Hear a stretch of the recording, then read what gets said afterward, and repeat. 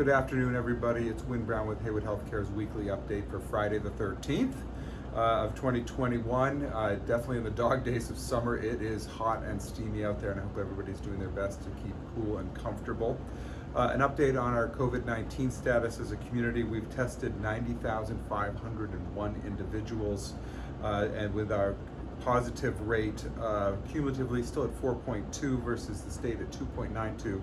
But again, the news is our 7-day rolling average, which really gives us the most up-to-date sense of where we are. Our positivity rate has grown to 5.53%, up 1.35% for the week, almost double the state average at 2.88%. So got to be looking at mask wearing, hand hygiene, social distancing. This Delta variant is very catchy compared to the original variation that came out and started the pandemic. So we're also seeing an uptick in our COVID-19 admissions at the hospital and presentations at our ER. And so I know there's a lot of questions about breakthrough cases and do I really need to get vaccinated or not, because maybe this one won't affect me as much. There is a great website by the Kaiser Family Foundation on breakthrough cases by state and hospitalizations, and so we've got a link there for you, and we think that will give you some very good information on why it's important that everybody get vaccinated. Speaking of everybody getting vaccinated, we came out on Tuesday as promised with our mandate for all of our staff in the health system to be vaccinated, and all the appropriate material are on our intranet site. So if you believe that you qualify for religious or medical exemption, the forms are there and the process to follow is there. If you have questions, I encourage you to email Community Relations. There's a link right here.